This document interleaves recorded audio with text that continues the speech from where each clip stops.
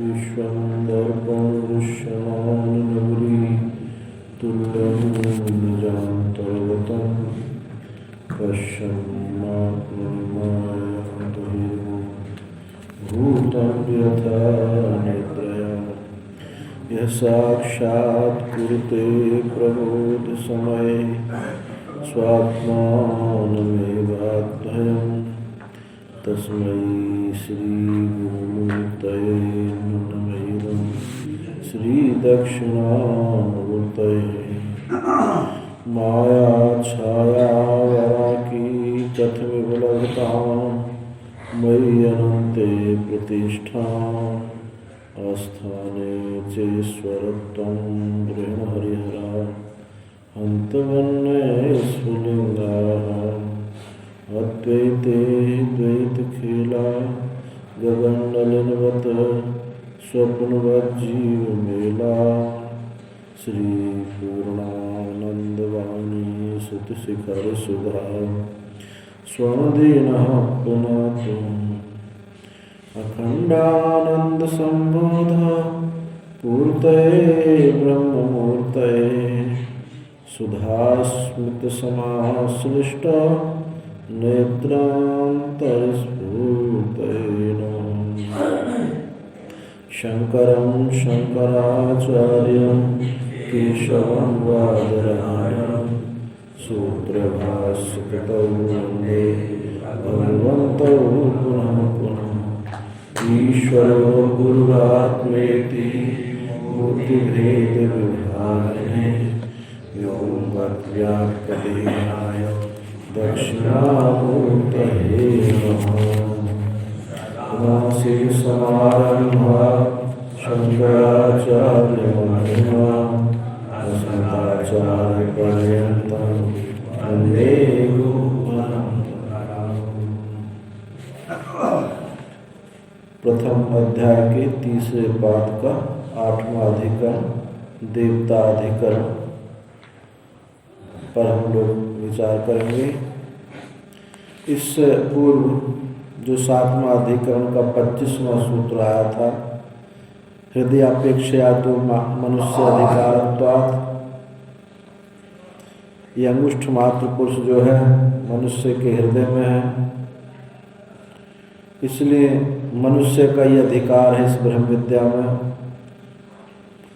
तो आक्षेप रूप से ये अधिकरण प्रारंभ होता है कि जब मनुष्यों को अधिकार है तो देवता भी तो हैं, पशु हैं, किस किस को अधिकार माना?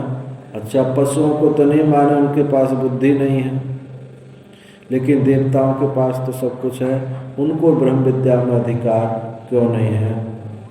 तो मनुष्य में भी मनुष्यत्वादि से लेकर के कहा कि त्रैवर्णिक को ब्रह्म विद्या में अधिकार, तो उसके लिए आगे का सूत्र है कि नहीं, मनुष्य मात्र को अधिकार है।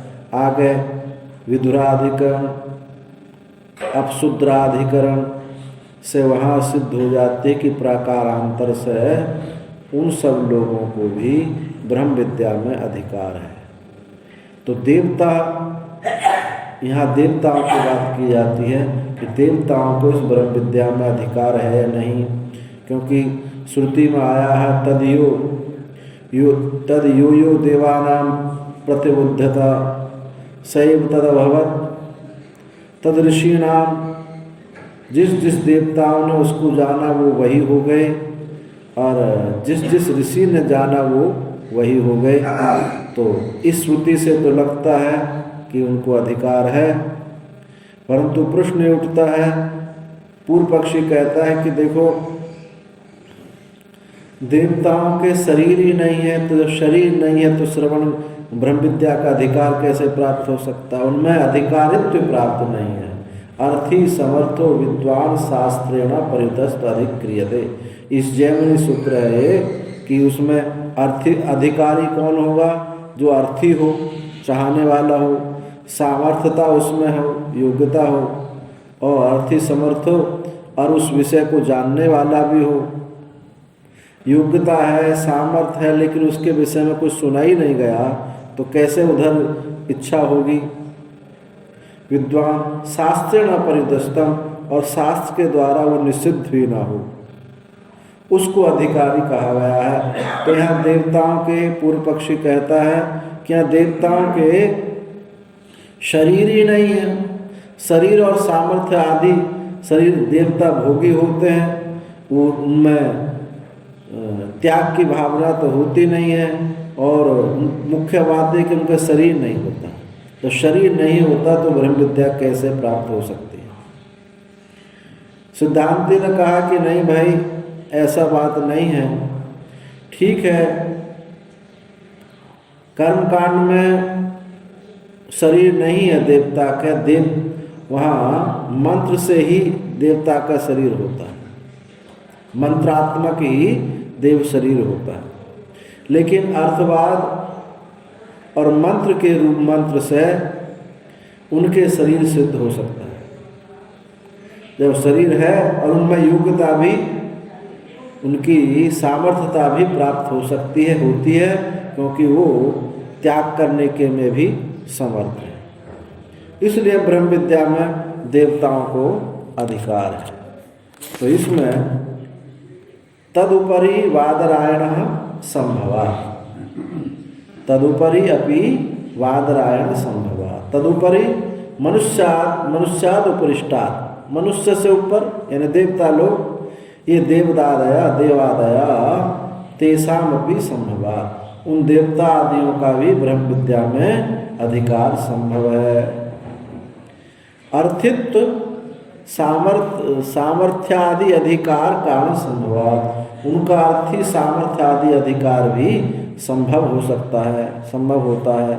ब्रह्म विद्या में अधिकरोति अस्ति, इसलिए ब्रह्म विद्या में उनको अधिकार है, ऐसा आचार्य वादरायण आचार्य ऐसा कहते हैं। अंगुष्ठ मात्र श्रुति मनुष्य हृदयापेक्षा मनुष्य अधिकारत्वा शास्त्र से युक्तम। जो अंगुष्ठ मात्र श्रुति है, मनुष्य के हृदय के साथ अपना वो हृदय की अपेक्षा रखती है, हृदय के साथ संबंध रखती है। मनुष्य अधिकारात शास्त्र से युक्तम, क्योंकि शास्त्र का जो अधिकार है वो मनुष्य को प्राप्त है, ऐसा पीछे कह चुके हैं। तो तत्प्रसंगेन इदम उच्यते, तो उसके प्रसंग से ये बात कही जाती है, यानी प्रासंगिक संगति, कि जब मनुष्य को अधिकार है तो देवता को होगा या नहीं होगा। तो इस सिलसिले में, इस प्रसंग में ये कहा जाता है अवश्य मनुष्य का अधिकार, ये बात मनुष्य अधिकार होती शास्त्र, ये बात ठीक है कि मनुष्य का शास्त्र में अधिकार है। न तो मनुष्यान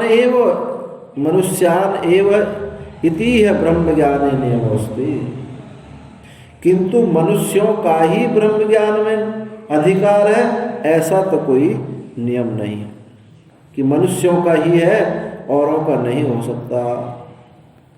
तेषां मनुष्याणाम उपरिष्टादिया ये देवादया तान देवादय तानप्यधिकरोति शास्त्रमिति वादरायण आचार्य मन्यते।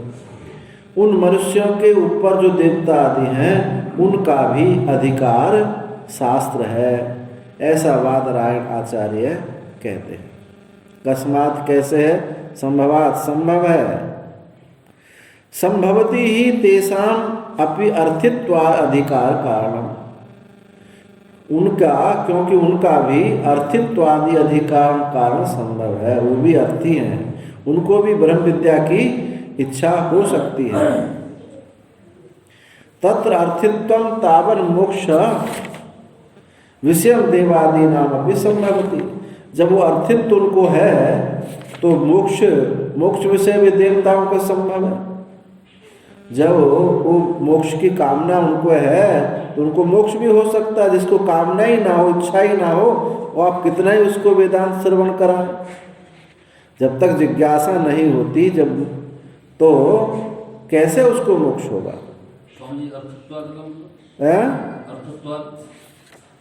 अर्थत्वात्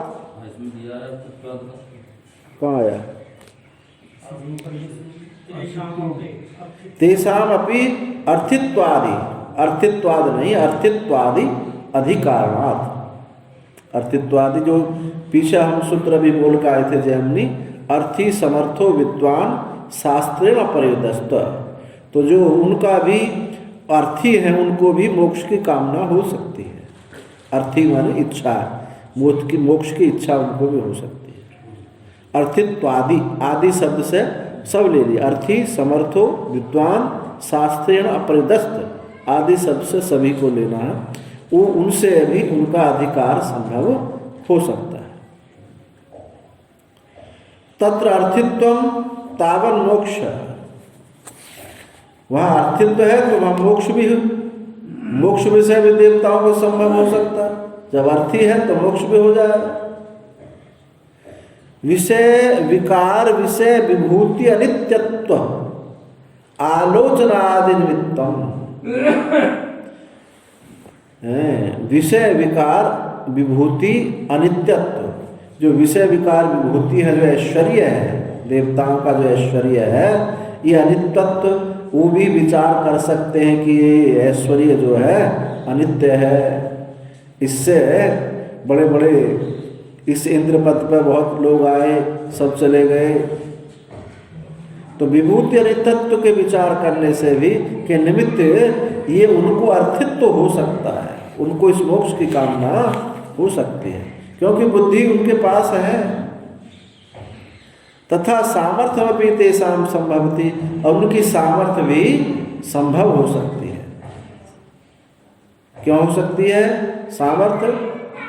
क्योंकि मंत्र अर्थवाद इतिहास पुराण लोकेभ्यो विग्रहवत्वादि अवगमात्।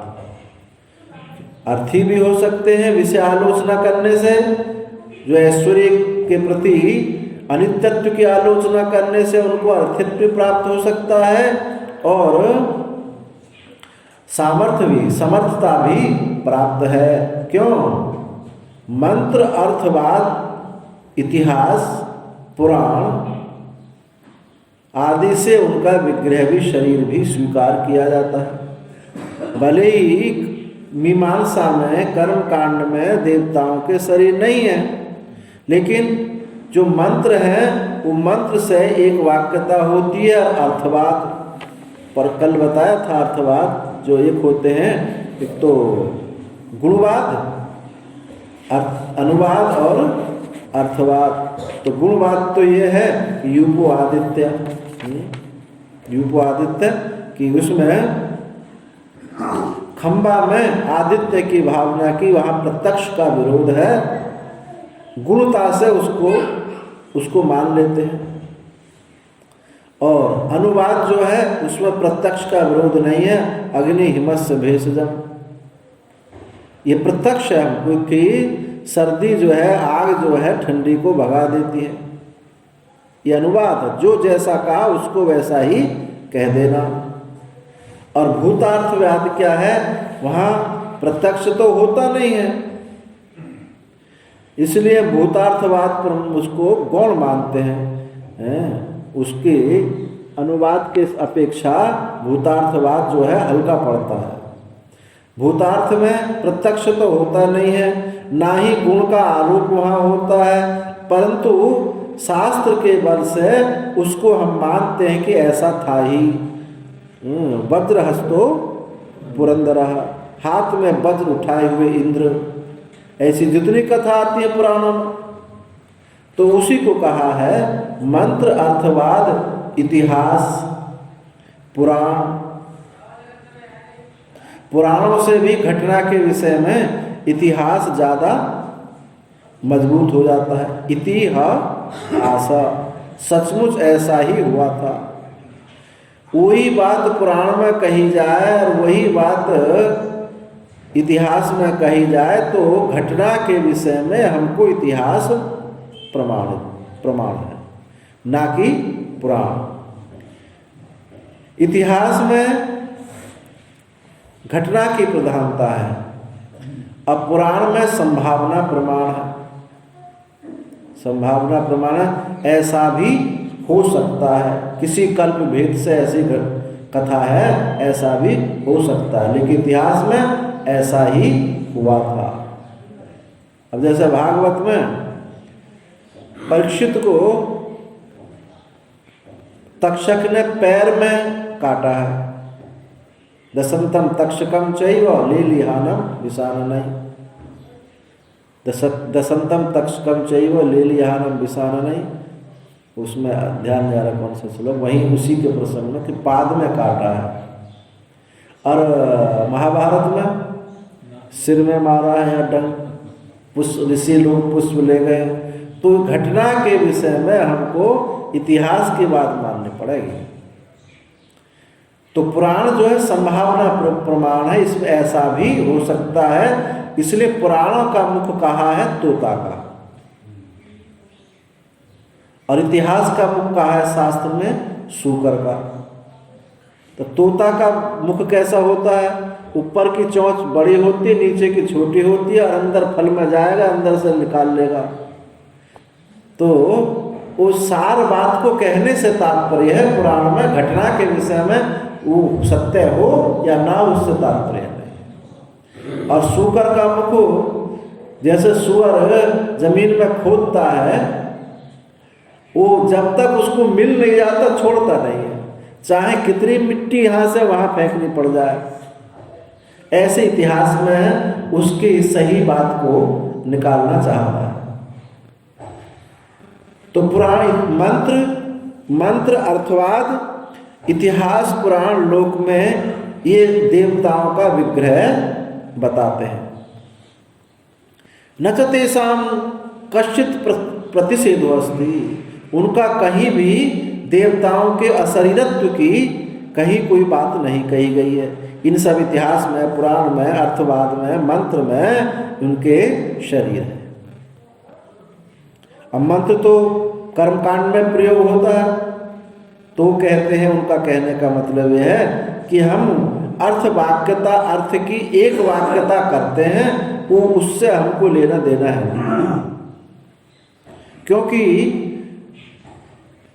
प्रयोग क्रम का और पाठक क्रम का वहाँ भेद हो जाएगा। पाठ कुछ कहता है, प्रयोग कुछ कहता है, तो वहाँ भिन्नता नहीं है। हमको प्रयोग के अनुसार पाठ को लेना पड़ेगा। मीमांसा में कर्म की प्रधानता, प्रयोग की प्रधानता है। हम पाठ है, हमारा कोई स्तोत्र है, शस्त्र है, स्तोम है, हम पढ़ रहे हैं, लेकिन वो विधि में इस प्रकार से संभव नहीं है, क्रम में कुछ न्यूनता होगी। तो हमको प्रयोगक क्रम से ही पाठक क्रम को बनाना पड़ेगा। तो देवताओं के शरीर लेने पर कर्म में व्यवधान पड़ता है, इसलिए वो शरीर नहीं मानते हैं। न च उपनयन आदि, और एक तो उसमें अर्थित्व भी हो सकता है और सामर्थ्य भी इतिहास पुराण आदि से हो सकती है। अब अर्थी समर्थो विद्वान शास्त्रेण परिदस्तम, और जानने वाला भी, और कहा कि शास्त्र के द्वारा निषिद्ध ना हो, तो उस पर कहते हैं न च उपनयनादि शास्त्रेण तेषाम् अधिकारो निवर्तेत, उपनयनस्य वेद अध्ययनार्थत्वात् तेषां च स्वयं प्रतिभात वेदत्वात्। उनमें शास्त्र के द्वारा निषिद्ध, तो कहते हैं कि देवता को यज्ञोपवीत आदि का संस्कार नहीं होता, देवताओं को यज्ञोपवीत आदि का संस्कार नहीं होता, तो इसलिए उनका शास्त्र में अधिकार नहीं है। जिनको यज्ञोपवीत का अधिकार है उसी को ब्रह्म विद्या में अधिकार है, उसी को वेद में अधिकार है। तो कह उपनिषद उपनयन आदि शास्त्रेण अधिकार वेदिक हैं कि उपनयन आदि उनका नहीं होता, तो इसलिए उनको ब्रह्म विद्या में अधिकार नहीं है। तो कहते हैं इसका भी निवृत्ति हो जाती है। उपनयन से वेद अध्ययन अर्थत्वात्, उपनयन क्यों होता है, यज्ञोपवीत क्यों होता है? वेद के अध्ययन के लिए। वेद का अध्ययन बिना यज्ञोपवीत के नहीं होगा। बोले नहीं हम तो पढ़ सकते हैं जी ऐसे, ये बात नहीं होगी। एक तो शास्त्र विधि का उल्लंघन होगा और दूसरी बात यह है कि यज्ञोपवीत शुद्धि के लिए होता है, शुद्धि के लिए यज्ञोपवीत होता है। और जब यज्ञोपवीत का मतलब ये नहीं गले में डाल लिया ये यज्ञोपवीत होगा, तो उसका जो कर्म है वो तो करना पड़ेगा ना, फिर करना पड़ेगा तो उसी से शुद्धि होगी। जब आप संध्या वंदन करते हैं, वैदिक संध्या वंदन करते हैं, तो कितने सारे विनियोग आते हैं। अघमर्षण का विनियोग, पाप निवृत्ति विनियोग, कितनी बार विनियोग किया जाता है। और वो सारे विनियोग कैसे हैं? शुद्धि के लिए। गायत्री को अधिकार सब में इसीलिए नहीं कि सबकी शुद्धि नहीं हो पाती, संध्या के द्वारा ही गायत्री प्रसूता होती है, वही तभी अपना फल दे पाती है। इसलिए संध्या के बिना गायत्री नहीं जपी जाती, और जो जपी जाती है तो वैदिक गायत्री नहीं, वो तांत्रिक मिश्रित गायत्री होती है। इसलिए उपनयन किया जाता है कि जब तक शुद्धि नहीं होगी तो वेद अध्ययन नहीं होगा। वेद अध्ययन की इतनी विधि है कि आप सुनेंगे तो कहेंगे भाई हम न सोच भी नहीं सकते। वेद पाठ करते कुत्ता सामने से दर्शन हो जाए तो वेद पाठ खंडित हो जाएगा। अब ऐसे इतने सारे नियम है वेद पाठ के, तो ये सब शुद्धि के लिए।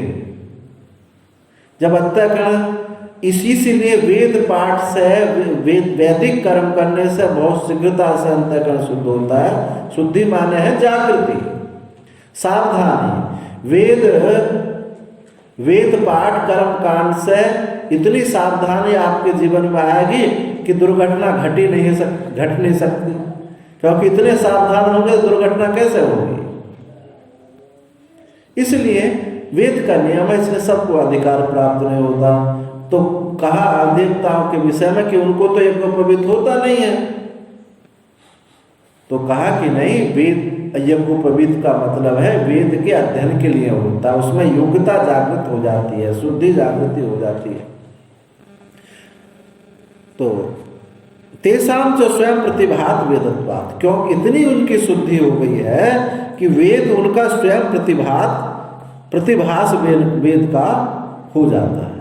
इसलिए उनको उपनयन की आवश्यकता नहीं है।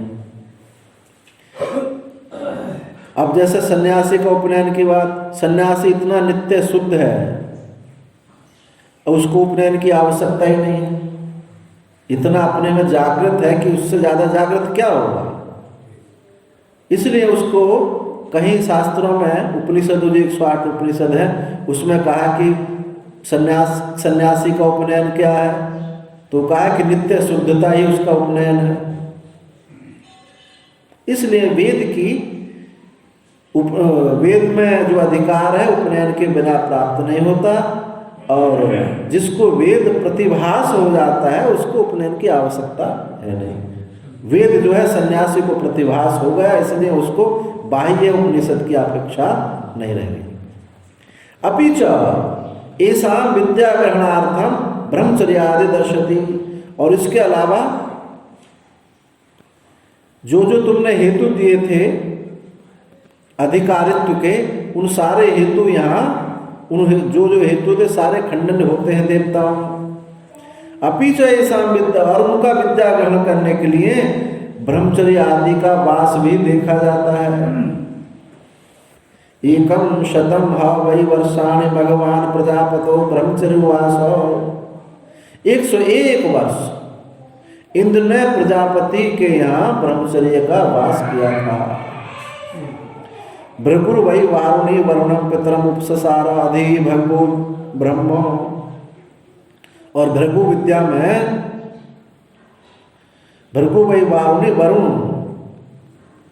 वरुण जो है वहाँ पिता के पास जाकर के भगवान मुझे अध्ययन कराओ, अर्थात गुरुकुल वास किया, यहाँ से देखा जाता है। यद्यपि कर्म सुन अधिकार कारणम उत्तम, न देवानाम देवांतर अभावात्। जो ये कहा कि कर्म में उनका अनधिकार, उनका अधिकार नहीं कहा गया है। न देवानाम देवांतर अभावात्, क्यों? इंद्राय स्वाहा, इंद्र के लिए आहुति देते हैं। अब दूसरा कोई और वही इंद्र प्रत्यक्ष हमको हो जाए तो फिर इंद्राय स्वाहा क्यों करेंगे? न देवानाम देवांतर अभाव, दूसरे देवताओं के दूसरे देव का अभाव, दूसरे जो देवता हैं उनका अभाव न है, एक ही उनका तो अभाव नहीं होता। यानी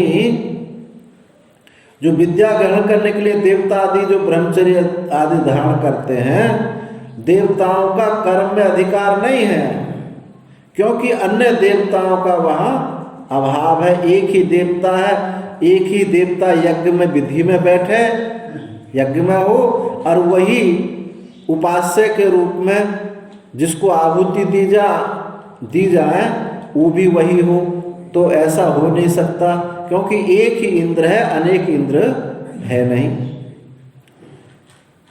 तो अन्य देवताओं का अभाव है। और ऋषियों के विषय में जो कहा, न ऋषि नाम आर्षे आंतर अभावा, ऋषि कौन? आर्षे हैं, हमारे तरह नहीं, आर्षे हैं, अनादिकाल से ऋषि। जैसे देव पद है ऐसे विश्वापद पद भी, विश्वामित्र पद, वशिष्ठ पद, ये भी सब क्या है? अनादि हैं, ये बनाए नहीं जगह है। पूरी सृष्टि ही वैसा देखा जाए अनादि है।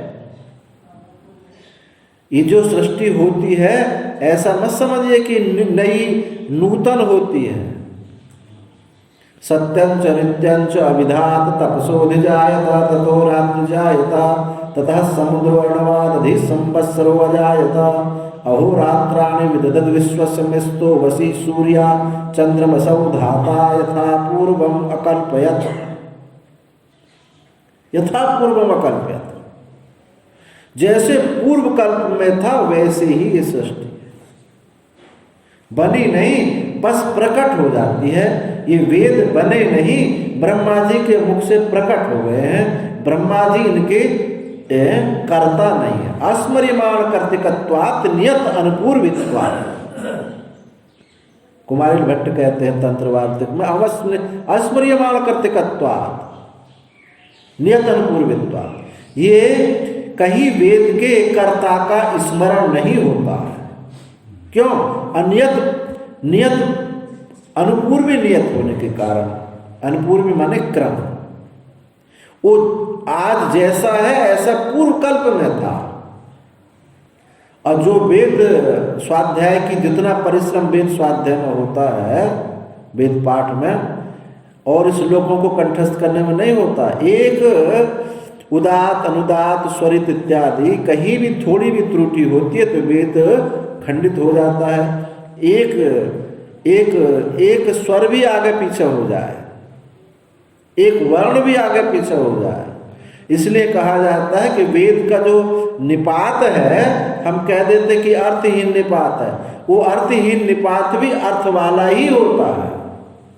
एक बिंदु भी इसलिए किसी की सामर्थ्य नहीं है कि वेद के मंत्र में एक शब्द भी आगे पीछे कर जाए। कहीं होगा तो जैसे आत्मन शब्द आया, तद व्योमन परमे आत्मन, आत्मन शब्द आया, और होना चाहिए आत्मनि। अब भाष्यकार यही लिखेंगे इति छांदस, ऐसा वेद में कहा। छांदस है, हम इसमें कुछ नहीं कर सकते। इसलिए आपकी पाणिनि व्याकरण, कात्यायनी व्याकरण, निरुक्त भी ये सब वहाँ छोटे पड़ जाते हैं। और आज के आधुनिक जो फिलोसफर हुए हैं, दार्शनिक हुए हैं वेद के ऊपर, उन्होंने तो कहा कि ये गणरियों की भाषा है, इस पर भैया किसी के पेश नहीं चल पाएगी। इसको गणरियों की भाषा कहा कि कोई नियम लगता ही नहीं है पूरा। उस गणिया की भाषा से ही उसकी अनादिता सिद्ध करी है उन्होंने।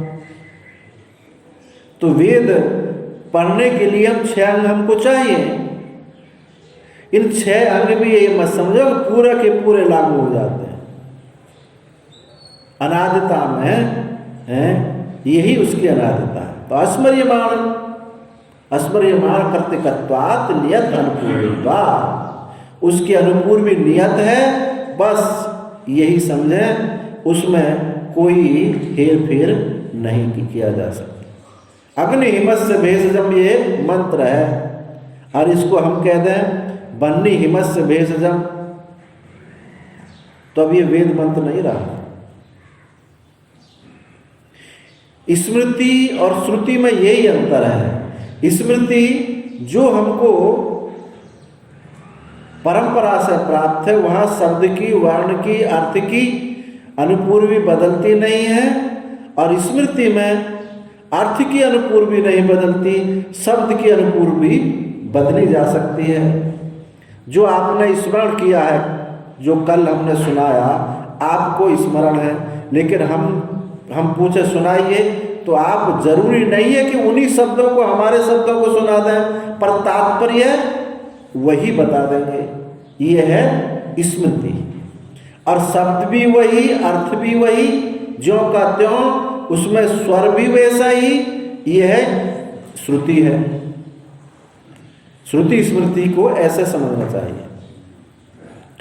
तो ऋषि जो है आरसे हैं, हमारे बनाए हुए नहीं है, आरसे पद है, अनादिकाल से हैं, उन पर ये जीव अधिष्ठित होते रहते हैं। पदा जैसे प्राइम मिनिस्टर, कभी मोदी आ गए, कभी और आए, ऐसे पद है ऋषि। तो ऋषि भी जो ऋषियों का भी कर्म में अधिकार नहीं है, क्योंकि दूसरा कोई ऋषि है नहीं है। एक विश्वामित्र ऋषि है, अनेक विश्वामित्र तो है नहीं, तो दूसरा ऋषि ना होने से उनको भी कर्म में अधिकार नहीं है। हम ऋषियों के लिए यज्ञ करें तो संभव नहीं, क्योंकि करने वाला ऋषि और एक उस यज्ञ का फल जिसके लिए यज्ञ किया जा रहा वो भी ऋषि होगा। तो इसलिए कहा कि ऋषियों का भी कर्म में अधिकार नहीं है। न तद विद्यासु अस्ति, नहीं इंद्रादीना विद्यासु अधिक्रियमाणाम इंद्रादि उद्देश्येन किंचित कृत्यम अस्ति। देवता आदियों के कर्म में अधिकार है तो कहा वह विद्या में नहीं है।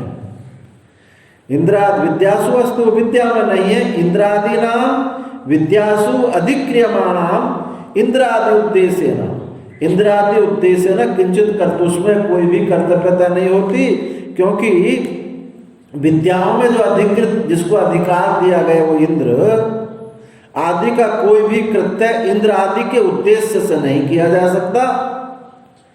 जो अधिकृत इंद्र है उसका कोई भी कृत्य, जो कोई भी कर्म है, इंद्र आदि के उद्देश्य से नहीं किया जा सकता, क्योंकि यदि वही यज्ञ में इंद्र मौजूद है तो किसको आहुति दी जाएगी? इंद्राय स्वाहा ये कहना बनता नहीं है। नहीं भृगुआदि ना भृगुआदि सगोत्रतया, और भृगुआदि जो ऋषि हैं उनका भी कोई कृत्य नहीं हो सकता, क्योंकि भृगुआदि गोत्र के उद्देश्य से नहीं किया जा सकता।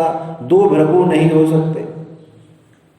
इस तस्माद, इसलिए देवानामपि विद्यासु अधिकारा केन वार्यते, इसलिए देवताओं का ब्रह्म विद्या में अधिकार है, इसको कौन वारण कर सकता है? देवादि अधिकारे भी अंगुष्ठ मात्र श्रुति स्वांग गुण अपेक्षा न विरुद्धते, इसलिए देवादि अधिकार में भी देवताओं को ब्रह्म विद्या अधिकार प्राप्त होने में, उनमें भी अंगुष्ठ मात्र जो श्रुति है जिस पर हम लोग विचार कर रहे हैं, वो स्वांग अंगुष्ठ मात्र श्रुति भी वहाँ विरोध नहीं होगा, क्योंकि स्वांग गुण अपेक्षा देवताओं का शरीर उनके अंगूठा के बराबर, जितना उनका चाहे 10 फीट का हो, 20 फीट का हो, उनके शरीर के अंगूठा के बराबर वो हो सकता है अंगुष्ठमात्र श्रुति। जैसे मनुष्य के अंगूठा के बराबर अंगुष्ठमात्र जो श्रुति लागू हो सकती है, तो देवताओं के अंगूठा के बराबर भी लागू हो सकती है। अंगुष्ठमात्र श्रुति का विरोध नहीं होगा।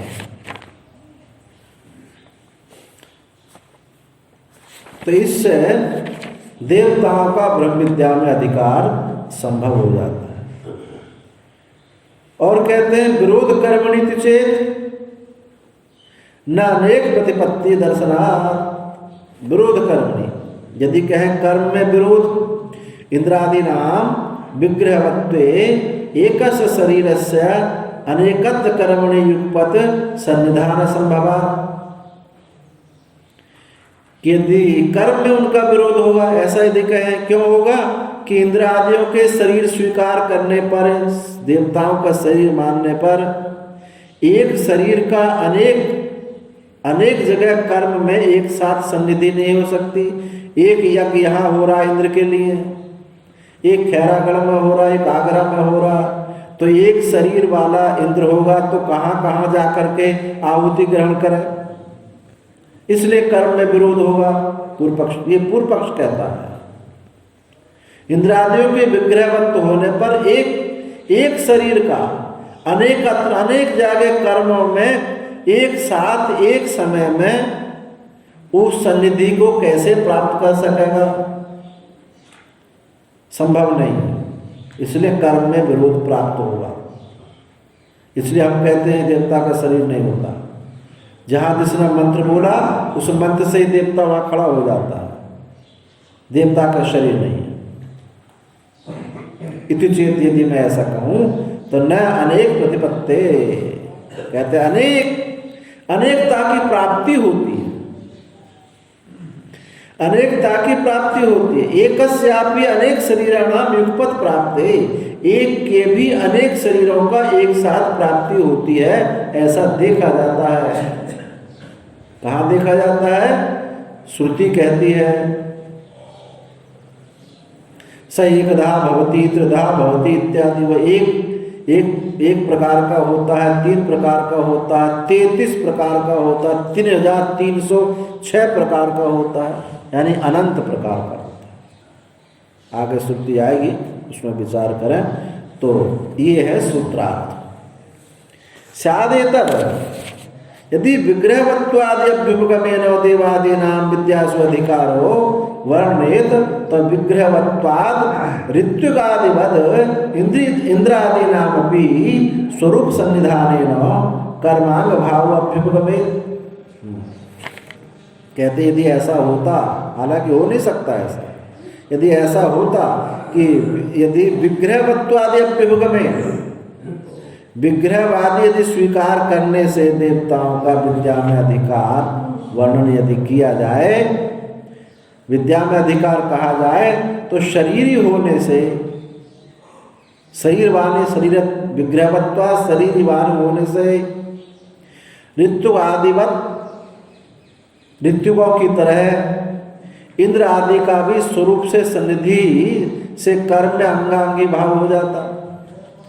जैसे ऋत्विक यज्ञ कर रहे हैं ब्राह्मण लोग, उनके शरीर होता है, यदि देवताओं का भी ऐसे ही शरीर होता ऋत्विजों की तरह,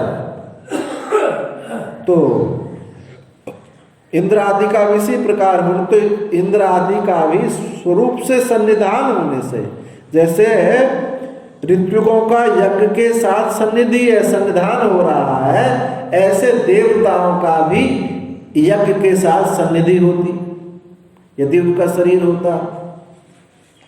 जब कहते कि इंद्र के लिए यज्ञ हो रहा है तो सबसे पहले आके वहीं बैठ जाता।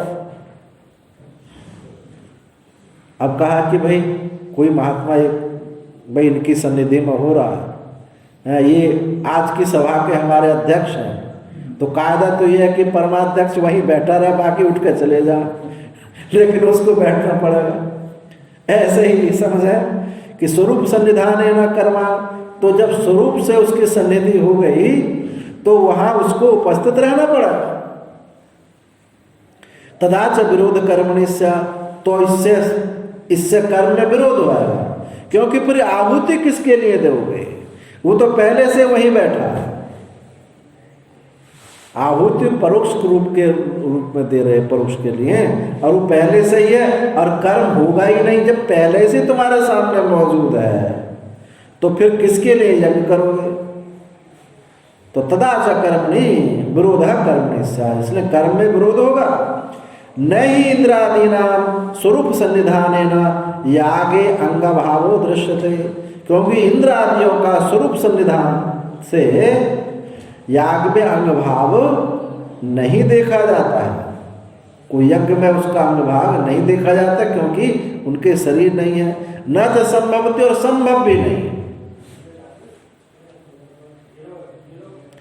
और इसके अलावा बहुसु यागेषु युगपत् एकस्य इंद्रस्य स्वरूप सन्निधान अनुपपत्ति चेत्, और क्या होगा, बहुत सारे यागों में एक साथ बहुत जगह याग हो रहे हो तो एक इंद्र का उन सबके साथ स्वरूप सन्निधि भी संभव नहीं है, क्योंकि एक शरीर या तो यहाँ बैठ जाए या वहाँ बैठ जाए, एक जगह बैठेगा। एक जगह हम बैठे थे तो एक आदमी प्रेत बुला रहा था, प्रेत, और प्रेत आ गया, वो सिर हिला हिला के उसने बात की, तो कह रहा मुझे जल्दी छुट्टी करो, मुझे वहां जाना है। वो प्रेत बोलता था कि यहाँ मुझे वहां बुलाया जा रहा है, मुझे वहां जाना था, क्योंकि उसके पास एक शरीर था। अब ऐसे इंद्र की समस्या हो जाएगी यदि एक शरीर होगा तो ये कहना है उनका कि स्वरूप सन्निधि भी सिद्धि नहीं हो सकती। इति चेत, यदि ऐसा कहें तो कहते नायम अस्ति विरोधा, भाई इसमें ऐसा कोई विरोध नहीं है, जो तुमने सब बात कह रहे हो ऐसा कोई विरोध नहीं है। कस्मात, कैसे, अनेक प्रतिपत्ति अनेक प्रकार से प्राप्ति होती है।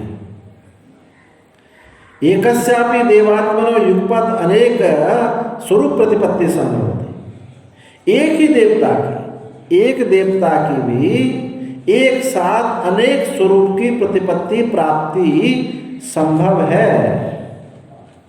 कथमित गम्यते, ऐसे कैसे जाना जा सकता है? दर्शनासत, ऐसा देखा जाता है, श्रुति कहती है। श्रुति कहती है, अनुभव में भी ये बात आती है कि एक ही देवता यहाँ भी दर्शन दे रहा, उसी समय में दूसरी जगह भी दर्शन दे रहा है, तो दर्शनात् देखी जाती है। तथा जैसे कति देवा इति उपक्रम त्रैशत्री च शता त्रयशत्री च सहस्रा इति निरुच्य कथमे ते इति अस्याम प्रच्छायाम महिमानम एव एसाम एते त्रयत्रिंशत्वैव देवा। ऐसा देखा गया है, ऐसा कति देवा, पूछा देवता कितने हैं, ऐसा उपक्रम करके कहा त्रैश त्रैश त्रयी त्रैश त्रीच शता त्रैश त्रीच सहस्र, यानी 303, त्रैश 303 और त्रिश त्रीच सहस्र 3003, 303 और 3003 कुल मिलकर कितना हो गए? ये हो गए 3006, 3306, 3306, 33 क्या हो जाएंगे? 3 उसके जोड़ो, 3 उसके जोड़ो, 3 3 6 नहीं होंगे, 3306 होंगे। तो 3306 देवता होंगे जी। अब एक की बात छोड़ो, 3306, तो इसमें इति प्रच्छाया महिमानम ये भी शाम एते, ये उसकी महिमा है। ये ऐसा निर्वचन करके कहा, ये उसकी इति प्रच्छा में ऐसे पूछने पर कहा कथमे थे, वो कौन है, वो कौन है? तो कहा महिमान एव ऐसाम, तो ये उनकी महिमा ही है, ये उनकी महिमा है कि वो कुल क्या है? 33, कुल केवल 33 है।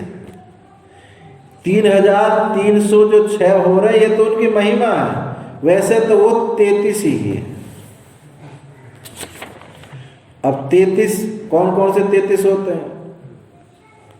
तो 11 तो उसमें है, अतः 33 देवानाम अतः 8 वसु, 8 वसु है, एकादश रुद्र है, द्वादश आदित्य है, इंद्र और प्रजापति। त्रयत्र से इस प्रकार 33 करोड़ देवता नहीं, 33 कोटि मतलब 33 प्रकार के देवता है। कहते हैं 33 करोड़ देवता, 33 करोड़ नहीं, कोटि का मतलब है प्रकार, 33 कोटि, 33 प्रकार के। तो उनमें 8 वसु, 11 रुद्र, 12 आदित्य, 1 इंद्र और 1 प्रजापति, 33 है।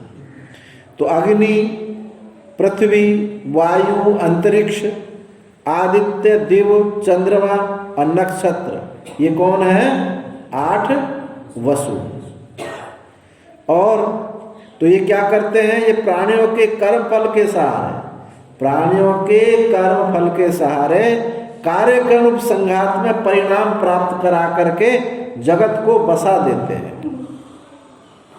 जगत जो दिखाई दे रहा है वो प्राणियों के कर्म फल के सहारे उन कार्य का रूप से उसी कार्य के रूप संघात से, उसी परिणाम से ये सब जगत दिखाई देता है। इतने सारे वहां आ जाएंगे। और रुद्र कौन का? रुद्र किसको कहा? रुद्र कहा तेपि षट्सु देवेषु अंतर्भवति।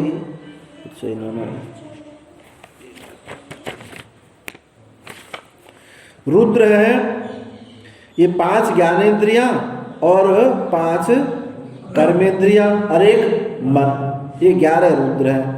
ये मरण काल में शरीर के साथ वासना के रूप में जाते हैं, ये जन्म मरण कराते हैं।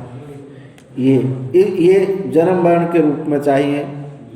तो ये जन्म मरण के शरीर से उत्क्रमण करते से प्राणियों को ये रुलाते हैं, इसलिए इनका नाम रुद्र है।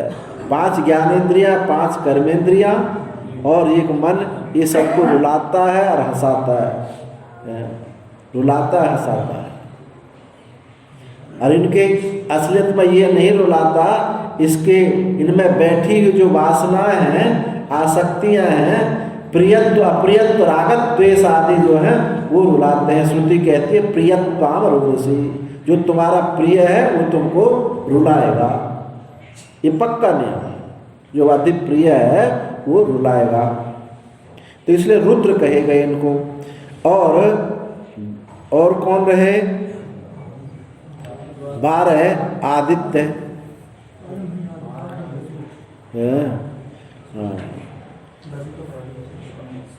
तो ये सब 12 आदित्य हाँ, जो महीना के 12 महीना होते हैं, साल के जो 12 महीना है वो कौन है? ये 12 आदित्य। इसलिए एक महीना कौन सा होता है ना जिसमें विशेष प्रकार का सूर्य की पूजा, वैशाख को मानते हैं? किस ना नहीं। हाँ। तो वो 12 आदित्य और 1 हो गया इंद्र, और 1 इंद्र कौन है? ये बल की अधिकता से इसी को इंद्र कहा है। और क्योंकि वज्र को उठाता है, वज्र क्या? बल का प्रतीक है, अश्विनी। और 1 प्रजापति जो यज्ञपति है, यज्ञ का प्रजापति है, उसको ऐसे ये 33 देवता हो गए। तो इनमें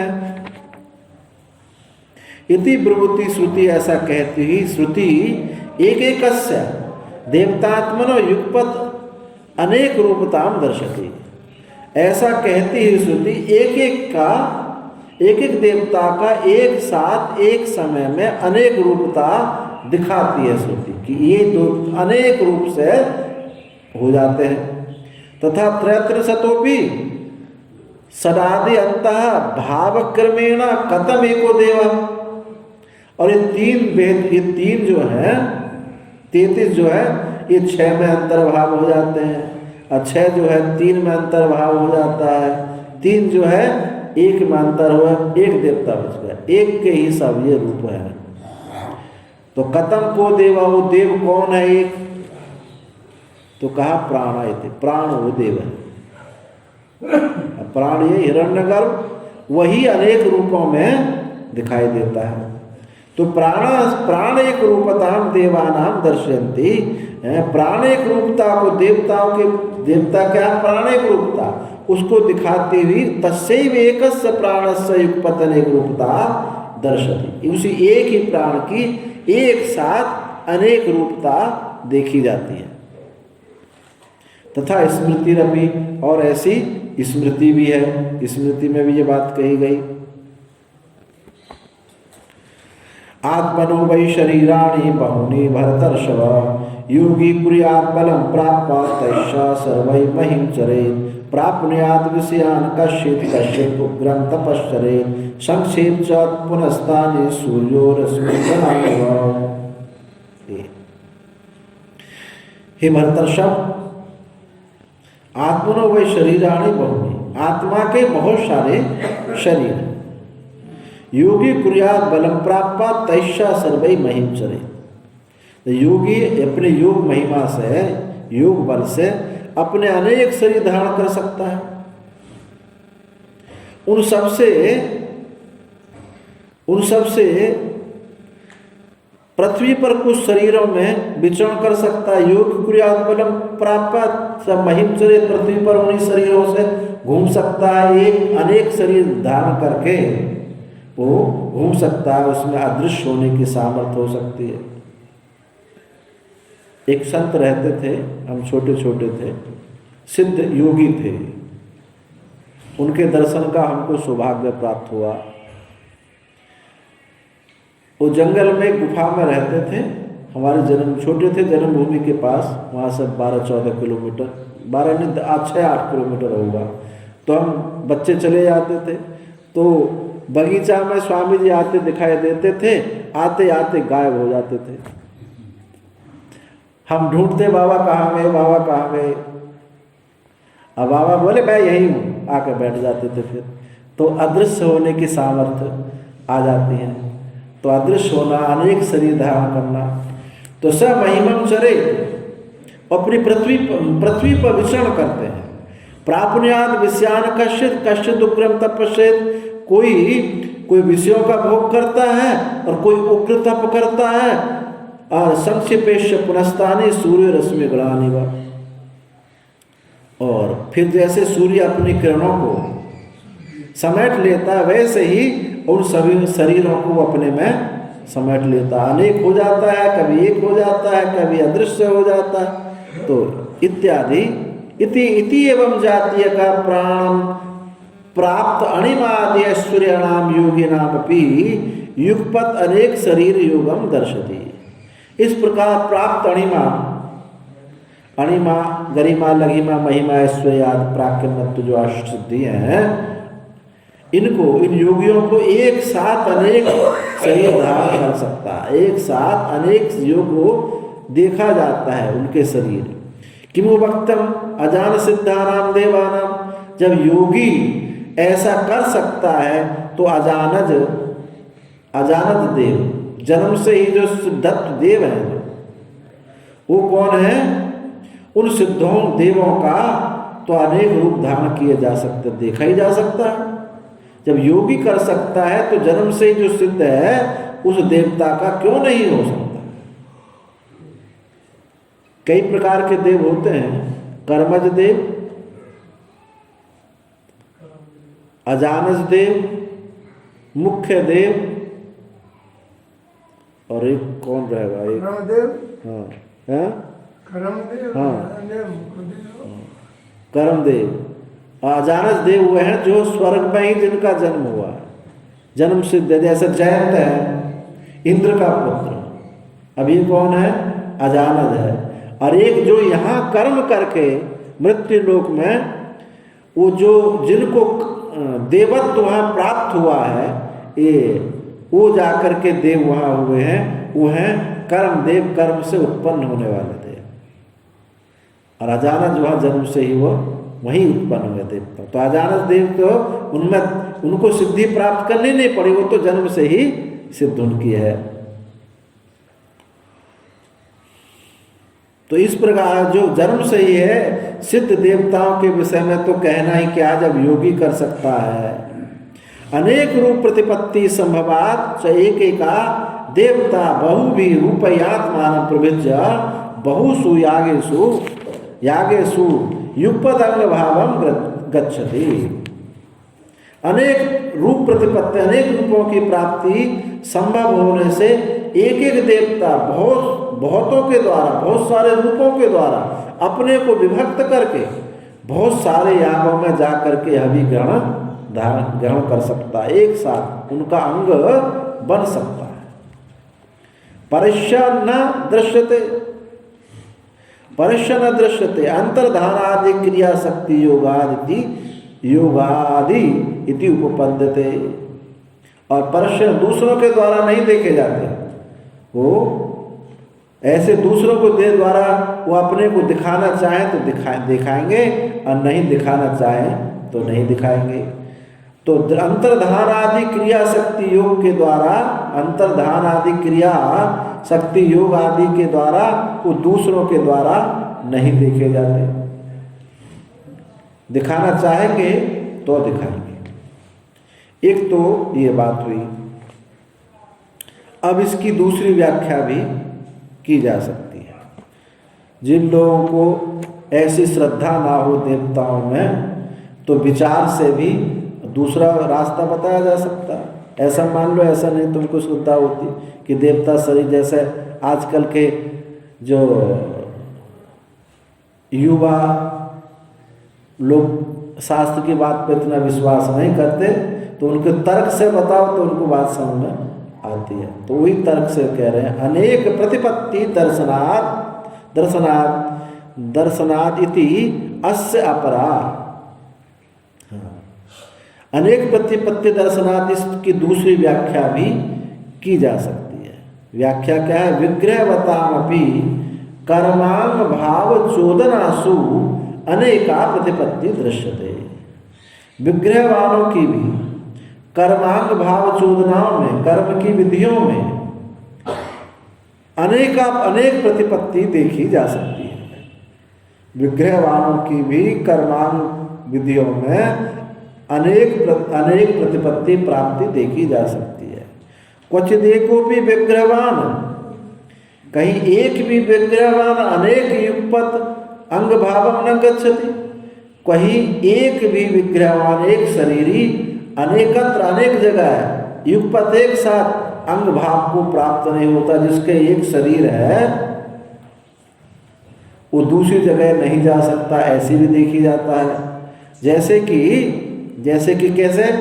यथा बहुभी भोज्यादि भी नई को ब्राह्मणो युगपत भोज्यते। जैसे एक ब्राह्मण है, गांव में एक पंडित जी हैं और श्राद्ध बहुत लोगों के है, तो सबके घर जाकर के एक ही समय, श्राद्ध का समय है 12 बजे, 12 बजे से पहले श्राद्ध होता नहीं। तो 12 बजे श्राद्ध है, सब न्योता दे करके सब जगह कैसे ये 12 बजे खा सकते हैं, भोजन कर सकते हैं? तो क्या कहते हैं कि पड़ोसा घर भिजवा देना, हमारा मान लिया जाए, ऐसे बोलते हैं ना ब्राह्मण। तो वही बात कह रहे हैं कि क्वचित भी विग्रहवान, कहीं कोई भी एक विग्रहवान अनेक जगह एक साथ अंग भाव को प्राप्त नहीं होता। जैसे कि बहुत सारे भोजन कराने वालों के द्वारा एक ब्राह्मण एक साथ भोजन नहीं कर सकता एक जगह। क्वचई को, और कहीं एक भी विग्रहवान अनेकत्र युगपद अंग भावम गच्छति, और कहीं एक शरीरी और अनेक जगह एक साथ अंग भाव उसका देखा जा सकता है। कैसे देखा जा सकता है? यथा जैसे बहु भी नमस्कुर्वाणी एको ब्राह्मण युगपत नमस्कृते। 100 लोग आए और एक ब्राह्मण बैठा है, तो 100 लोग कर दे नमस्कार, नमो नारायण, तो 100 का उन्होंने स्वीकार कर लिया, नहीं कर लिया? 100 लोगों ने किया तो नमस्कार स्वीकार कर लिया। तो ऐसे ही बहुत सारे को नमस्कार करने वालों के द्वारा एक ब्राह्मण एक साथ जैसे सबका नमस्कार कर लेता है, तो सबके नमस्कारों का वो अंग बन गया। तद्वत उसी प्रकार, और ऐसा भी हो सकता है भौतों का जैसे एक अंग हुआ, अब एक भी भौतों का अंग हो जाएगा। दूसरी तरीका से कही जाए, पंक्ति बैठे संत भोजन कर रहे हैं और एक ने आकर कहा सबको सर टेक करके ओम नमो नारायण, तो सबने नमस्कार स्वीकार किया नहीं किया? दोनों प्रकार से, बहुत एक को करें तो भी और एक जो बहुतों करें तो भी सबका वो अंग बन जाता है। इसी प्रकार से यहाँ तो एक ही दृष्टांत दिया। तद्वद उसी प्रकार, तद्वद यह उद्देश्य परित्यागात्मकत्वात् यागस्य विग्रहवती अपि एकाम देवताम उद्देश्य बहवा स्वयं स्वयं द्रव्यम युगपत् परित्यक्षन्ति थी विग्रहवत्वे भी देवानाम न कश्चित् कर्मणि विरुद्धते। तद्वत् उसी प्रकार से उद्देश्य क्या है, याग का क्या उद्देश्य है, किसको कहा गया याग?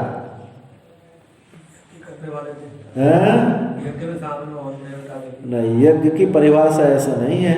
उद्देश्य से द्रव्य का परित्याग, बस यही याग। यानी अपने द्रव्य का संविभाजन करना।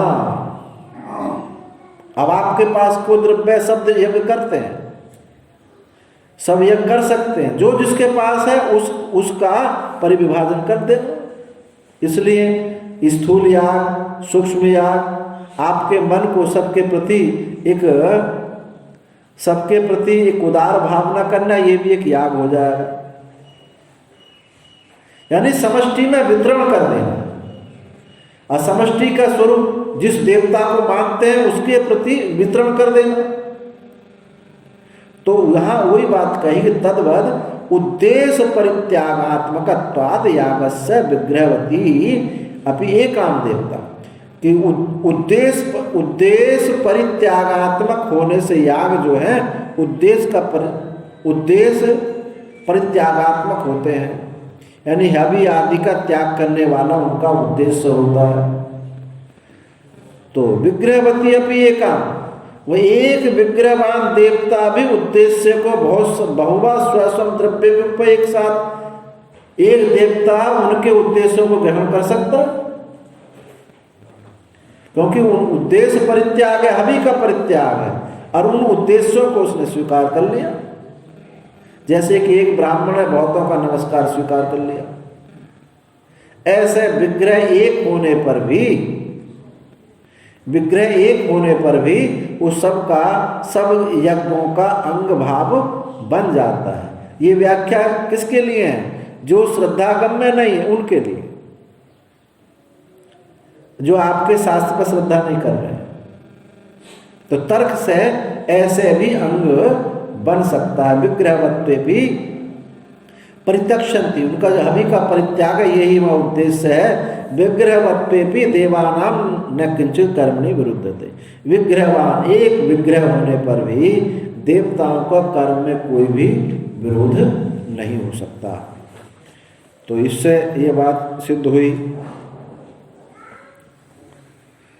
तो देवताओं के शरीर है, किस हेतु से बताया? अर्थवाद मंत्र, अर्थवाद इतिहास पुराण हेतु से देवताओं के शरीर है, इसलिए वो ब्रह्म विद्या का अधिकारी है।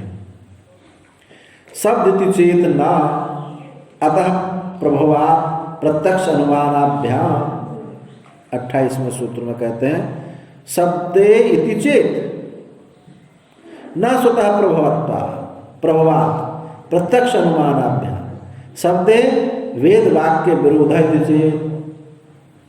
वेद वाक्य में विरोध होगा यदि ऐसा कहें तो ना।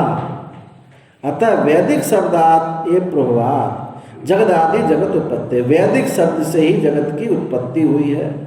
वेद वाक्य में विरोध होगा, यह कथन भी तुम्हारा ठीक नहीं होगा, क्योंकि वेद शब्द से ही देवता आदि जगत की उत्पत्ति हुई है। यहाँ इस सूत्र में क्या बता रहे हैं? वेद की अपौरुषेयता पर यह सूत्र है, जो अभी हमने पहले कहा स्मृतिमान कर्तिकत्वात्, वेद का कोई रचयिता नहीं है, वेद कोई कृति नहीं है। वेद में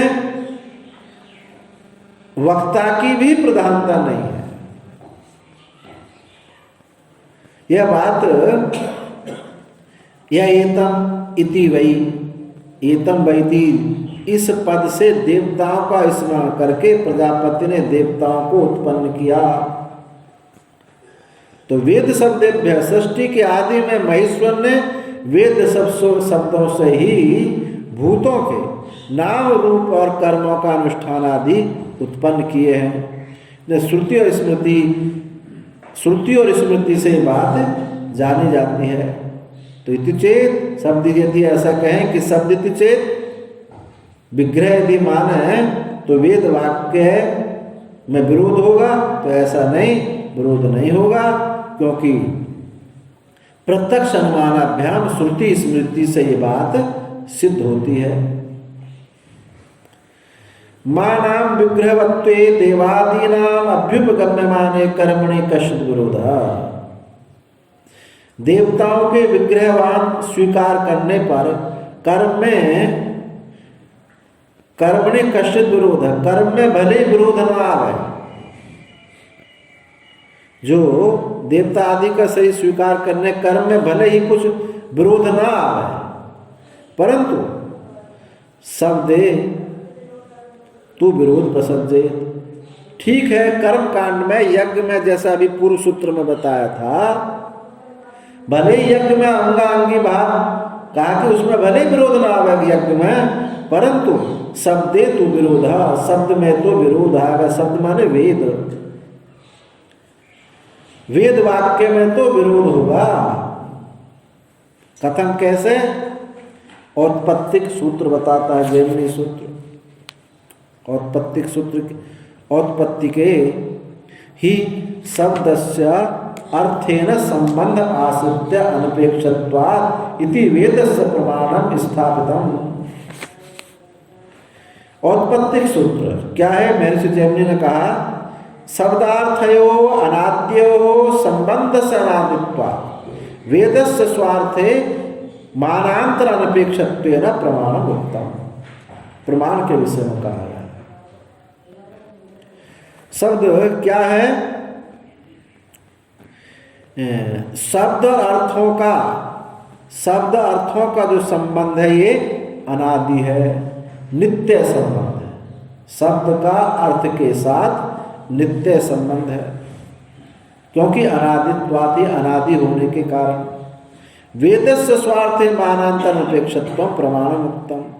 और वेद के स्वार्थ में, अपने अर्थ में दूसरे प्रमाण को, वेद के दूसरे प्रमाण को, वेद को किसी और प्रमाण की अपेक्षा है नहीं, इसलिए उसका प्रमाणत्व कहा गया है।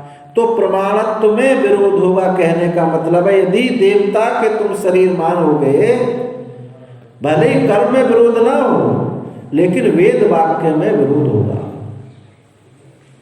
वेद की अपौरुषता सिद्ध नहीं होगी।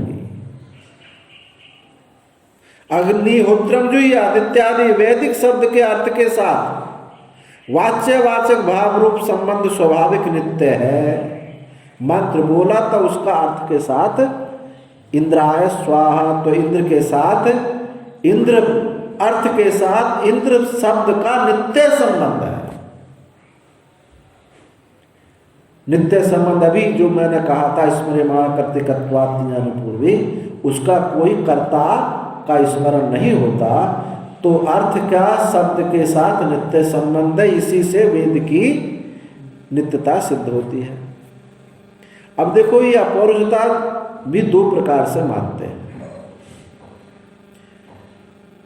एक तो मीमांसकों के अनुसार वेद की अपौरुषता, और एक वेदांतियों के अनुसार वेद की अपौरुषता।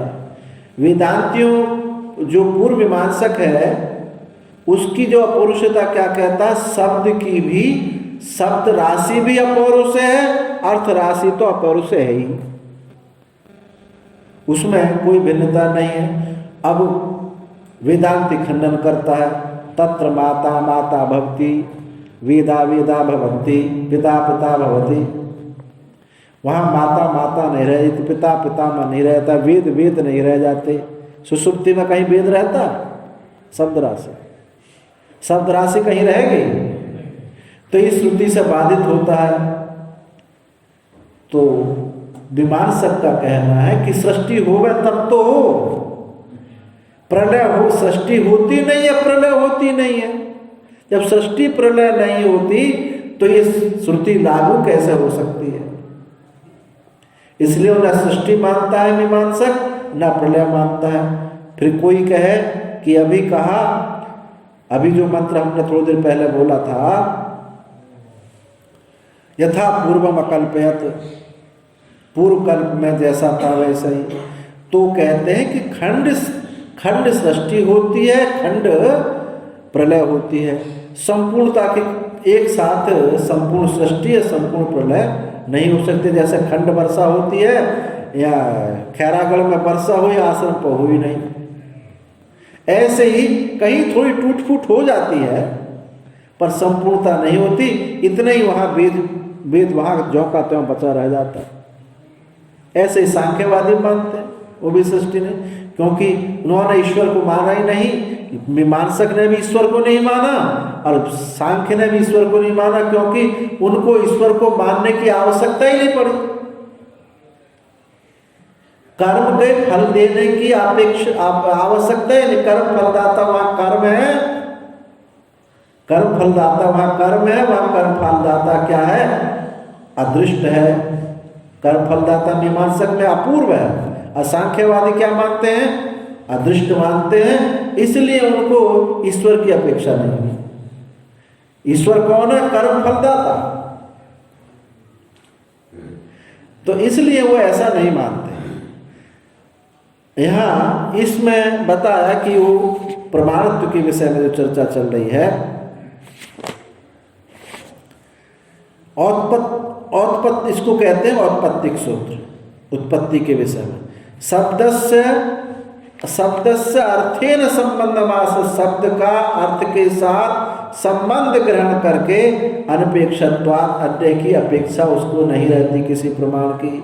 वेदस्य प्रमाणम स्थापित, यही वेद की प्रमाणता इससे स्थापित होती है।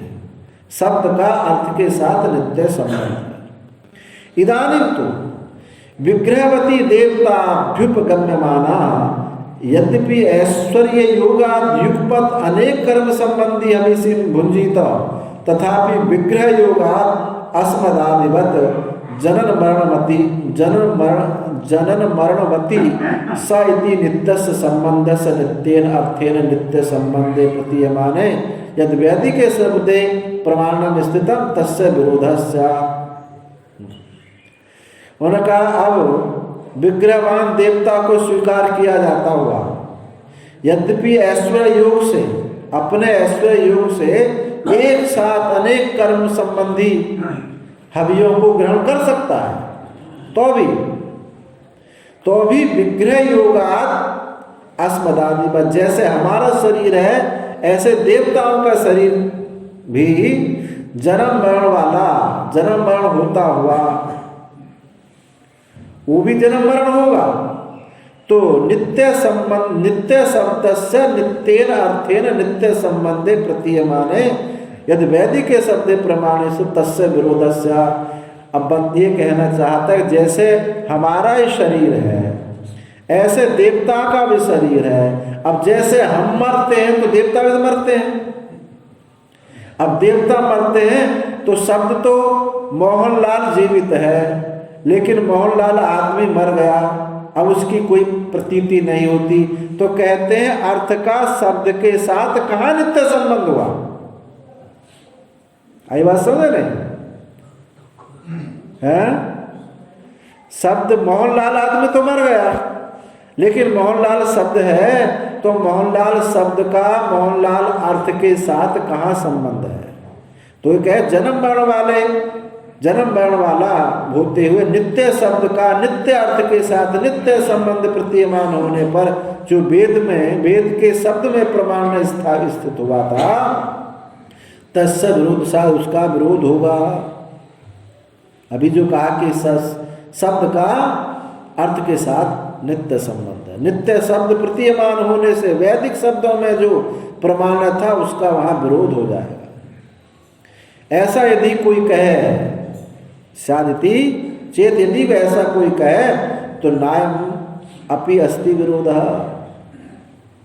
उसने वेद की प्रमाणत्व पर चोट की है कि आपने कहा शब्द का अर्थ के साथ नित्य संबंध है, शब्द से ही सृष्टि है, तो कहा कि ये संबंध ही स्थापित नहीं होता। जब अर्थ कभी रहता है कभी नहीं रहता है तो शब्द का अर्थ के साथ नित्य संबंध कैसे हुआ? तो कहते नायम अपस्थित विरोध है, इसमें कोई विरोध नहीं है भाई, तुम समझ लो जरा। कस्मात कैसे? अतः प्रवर्तात्, अतः प्रवाद, उत्पत्ति होने से। इससे कैसे? कि इससे उत्पत्ति होती है, वेद से ही उत्पत्ति होती है। अतः एव वैदिका शब्दा देवादिकम जगत प्रभवति, इसलिए वैदिक शब्द से ही देवादिक जगत की उत्पत्ति होती है।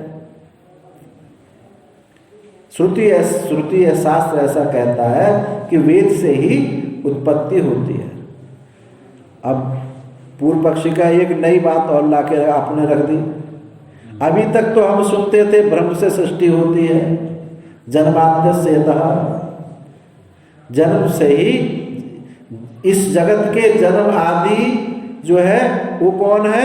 वो ब्रह्म है। अब कहते हो कि शब्द से जन्माद ये सृष्टि हो रही है, ये और एक समस्या खड़ी कर गई। ननु जन्माद्यस्य यतः इति अत्र ब्रह्म प्रभत्वम जगतोवधारणम कथम यह शब्द प्रभत्वम उच्यते। तो यहाँ कैसे कहते हो कि शब्द से उत्पत्ति होती है? अपि च यदि नाम वैदिका शब्दादस्य प्रभो अभ्युपगतः, और यदि वैदिक शब्द से उत्पत्ति यदि स्वीकार करें तो कथम एतावता विरोधा शब्द परिगृहीत, तो इतने मात्र से शब्द के विरोध में परिहार कैसे किया जाए? यदि इतना ही मान लिया जाए कि वैदिक शब्द से ही इस जगत की उत्पत्ति होती है, तो इतने ही से विरोध का परिहार कैसे हो जाएगा? जो हमारा प्रश्न तो जो का त्यों बना। आपने कह दी कि वैदिक शब्द से सृष्टि हो गई है, मेरा प्रश्न तो ये था कि शब्द का अर्थ के साथ नित्य संबंध कैसे है? ये मेरा प्रश्न तो जो का त्यों बना हुआ, इससे मेरा परिहार नहीं हुआ। यावत वसु रुद्रा आदित्य विश्वदेवा मरुता इति अर्था अनित्याय उत्पत्तिमत्वा, जो जितने भी वसु हैं, रुद्र हैं, आदित्य हैं, विश्वदेव हैं, मरुत हैं, ये सब अर्थ जो हैं अनित्य ही उत्पत्तिमत्वा, ये अनित्य ही उत्पत्तिवान हुए हैं। क्योंकि रुद्र मर गए, इंद्र मर गए, कितने इंद्राय चले गए, तो अनित्य ही उत्पत्तिमत्वा, अनित्य ही उत्पत्तिवान है। अतदनित्य च तदवाचीनाम वैदिकानाम वसुवादि शब्दानाम अनित्यत्वम के निवार्यते। जब तदनित्य अर्थ के अनित्यत्व होने पर तदवाची वैदिक शब्द, उनको जो वचन करने वाले जो शब्द हैं वो भी अनित्य ही हो जाएंगे। तो तुम्हारी वेद की अपौरुषता कहाँ सिद्ध होगी? ये संभव नहीं होगा। वसु आदि शब्दानाम अनित्यत्वे के निवार्यते, कौन उसको निवृत्त कर सकता है कि जब अर्थ की नित्यता नहीं है तो शब्द की नित्यता भी कैसे होगी? क्योंकि आपने प्रतिज्ञा की है कि शब्द का अर्थ के साथ नित्य संबंध है। प्रसिद्धम ही लोके देवदत्त सपुत्र उत्पन्न यज्ञदत्त सिद्धस्य नाम क्रियते, कि लोक में प्रसिद्ध है कि देवदत्त के पुत्र उत्पन्न होने पर यज्ञदत्त उसका नाम रखा जाता है। उत्पत्ति हुई तब नाम रखा गया, पहले कहाँ था उसका यज्ञदत्त नाम? उत्पत्ति हुई ऐसे मरण में समझ लो, शब्द है और अर्थ रहा नहीं। उत्पत्ति हुई तब शब्द आया, मरण हो गया तो कुछ समय के बाद वो भी कोई 10-20 साल तक कोई याद रख सके, वो भी कोई याद नहीं रखेगा। अपने दादा के परदादा का किसको नाम याद होगा? तो तस्माद विरोध एवं शब्द चेत, इसलिए विरोध ही है, इसलिए शब्द में विरोध ही है। ये शब्द का अर्थ के साथ नित्य संबंध नहीं।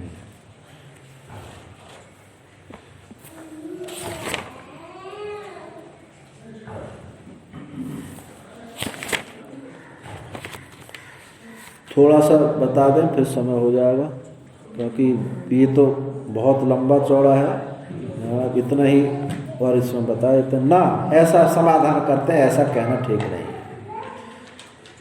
गवादि शब्दार्थ संबंध नित्यत्व दर्शनार्थ। गवादि गाय आदि शब्द का अर्थ संबंध नित्य है। शब्द